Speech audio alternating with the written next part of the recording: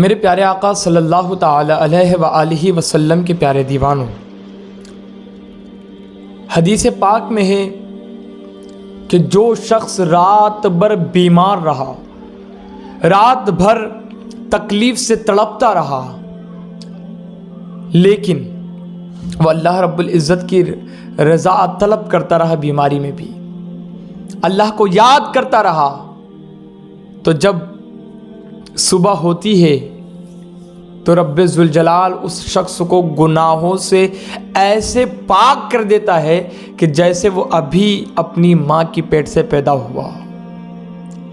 اللہ رب العزت یہ انعام اس کو عطا کرتا ہے کہ اللہ رب العزت اس کے تمام گناہوں کو بخش دیتا ہے، اس کو معاف کر دیتا ہے۔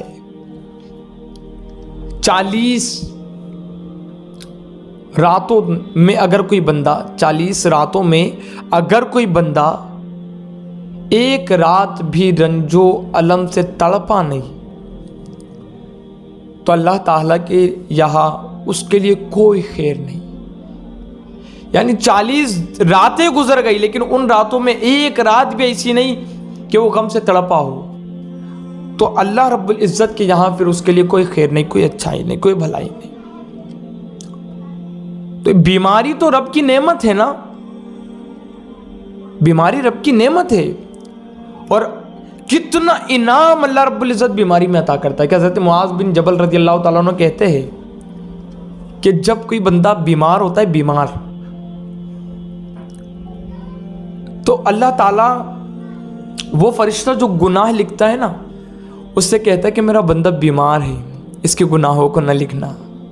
اللہ اکبر، آئے ہے، کہتا ہے کہ یہ بیمار ہے، اس کے گناہوں کو نہ لکھنا۔ اور نیکی والے فرشتے سے رب ذوالجلال فرماتا ہے کہ جو نیکی کر رہا ہے نا، اس کی ساری نیکیاں لکھتے رہو، گناہ اللہ نے روک دی ہے لکھنا۔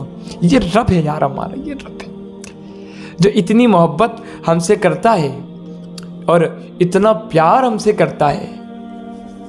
تو جب کوئی بندہ بیمار ہوتا ہے تو اللہ تعالیٰ 2 فرشتے اس کی طرف بھیجتا ہے اور فرماتا ہے کہ اس کے حال دیکھ کر آؤ کیا ہے۔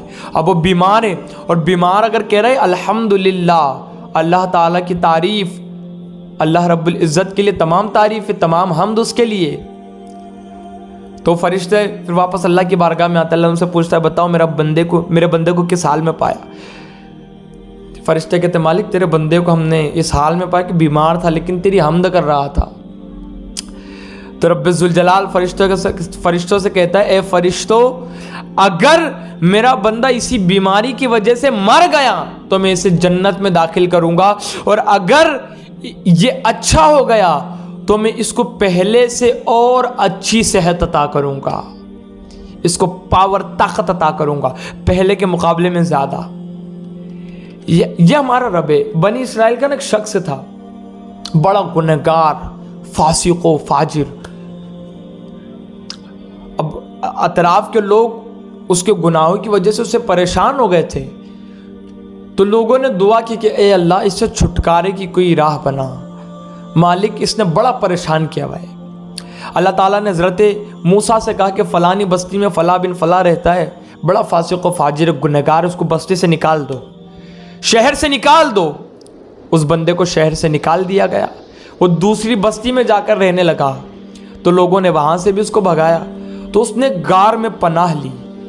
اب وہ غار میں اکیلے رہتا تھا، دور دور تک نہ بستی نہ لوگ، اب وہ اکیلے وہاں رہتا تھا، اور وہ غار میں رہ کر وہ بیمار ہو گیا، پھر بیمار پڑ گیا۔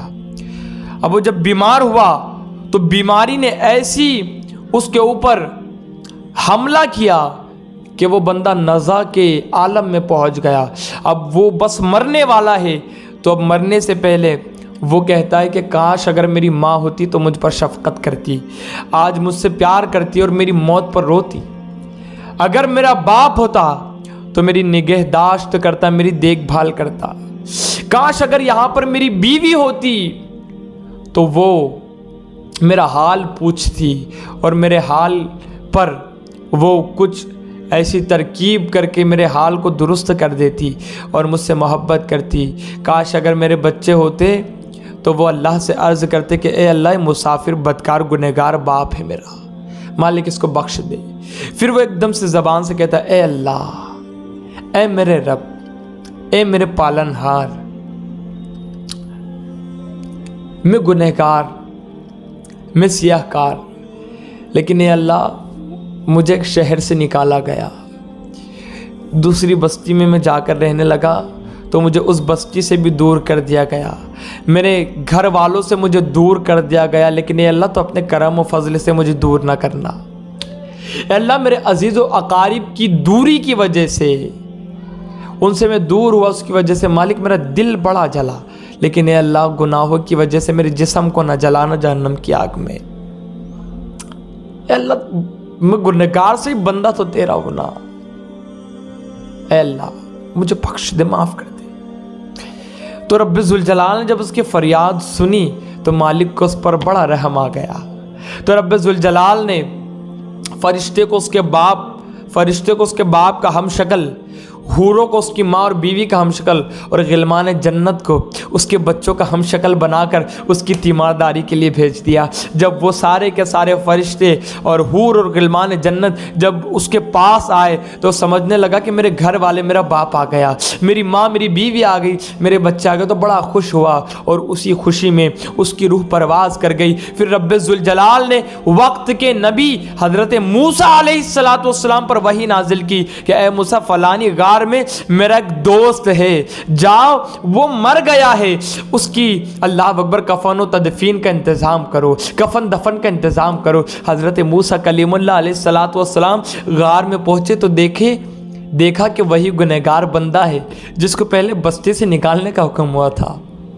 اللہ اکبر۔ حضرت موسیٰ نے کہا مالک اس کو تو نے بستی سے نکلوایا تھا، بڑا گنہگار، یہ دوست کیسے بن گیا؟ تو رب ذوالجلال نے فرمایا کہ اس کو ہم نے بیماری عطا کی تھی، وہ بیماری میں تڑپ رہا تھا، تو بیماری میں تڑپ رہا تھا اور رو رہا تھا، تو ہم نے اس کے گناہوں کو معاف کر دیا، اور اس کی تکلیف کو دیکھ کر زمین و آسمان والے سب رو رہے تھے، تو میں تو اس کا رب ہوں، میں تو ارحم الراحمین ہوں، میں اس کے گناہوں کو نہ بخشتا۔ اللہ رب العزت نے اس کو معاف کر دیا۔ تو میرے بھائیوں، یہ رب ذوالجلال ہے ہمارا۔ جب کسی مسافر پر نزع کی تکلیف آ پڑتی ہے نا، تو رب ذوالجلال فرشتوں سے فرماتا ہے فرشتوں یہ مسافر ہے بیچارہ، یہ گھر والوں سے دور ہے، اگر یہ مرے گا نا تو اس کے پیچھے رونے والا اور افسوس کرنے والا بھی کوئی نہیں ہوگا۔ تو اس وقت رب ذوالجلال اس کے گھر والوں کی شکل فرشتوں کو، حوروں کو اور غلمان جنت کو اس کے گھر والوں کی شکل میں بھیجتا ہے، اور وہ فرشتے جب اور غلمان جنت اور حور جب آتے اس کے باپ ماں اور بیوی وغیرہ بن کر، بچے بن کر، تو وہ سمجھتا ہے کہ میرے گھر والے آ گئے، تو بڑا خوش ہوتا ہے، اور اسی خوشی میں اس کی روح پرواز کر جاتی ہے۔ تو یہ اللہ رب العزت جو بیماری دے رہا ہے نا، یہ نعمت ہے۔ فرماتا ہے اللہ لطیف بعبادہ، اللہ اپنے بندوں سے بڑا پیار کرتا ہے، تو پیار کرتا ہے، تو بیماری جب آتی ہے تو جو ہے تو اس کی سچائی بھی پھر ظاہر ہوتی ہے کہ وہ کیسا ہے۔ ابن عطا رحمۃ اللہ علیہ کہتے ہیں کہ بندے کا صدق اور کذب اس کی مصیبت کے وقت ظاہر ہوتا ہے۔ وہ اگر خوشی میں اللہ کی بڑی پاکی بیان کر رہا ہے کہ رب ذوالجلال کی تعریف کر رہا ہے، لیکن اگر اس پر مصیبت آئی، بیماری آئی، تکلیف آئی، تو وہ اللہ رب العزت کا شکر اگر ادا نہیں کرتا اور حرف شکوہ زبان پر لاتا ہے تو ایسا شخص جھوٹا ہے۔ اگر کسی شخص کو دونوں عالم کا علم دے دیا جائے اور پھر اس پر مصیبت آ جائے تو وہ حرف شکوہ زبان پر لائے اور لان تان کرنے لگ جائے، اس کا علم کوئی فائدے کا نہیں، اس کا علم کوئی فائدے کا، بیکار علم ہے وہ۔ رب فرماتا ہے کہ اگر کوئی بندہ ہماری قضا پر راضی نہیں اور ہماری عطا پر شکر نہیں کرتا تو ایسا شخص کسی اور رب کو تلاش کر لے، کوئی اور رب کو تلاش کر لے۔ مصیبت کے وقت جب اللہ تعالیٰ نے حضرت رابعہ بصریہ کے تعلق سے ایک واقعہ ہے کہ ایک شخص سر پر پٹی باندھ کر گزر رہا تھا، رابعہ بصریہ نے دیکھا اور اس سے پوچھا پٹی کیسی؟ کہنے لگا سر میں درد ہے۔ رابعہ بصری نے اس سے کہا کہ اللہ تعالیٰ نے تھوڑی سی تکلیف کیا تجھے دے دی تو शिकवे की पट्टी को सर पर बांध कर घूमने लग गया। जब अल्लाह ताला ने तुझे सेहत और तंदुरुस्ती दी थी, क्या तूने शुक्र की पट्टी भी सर पर बांधा था कभी?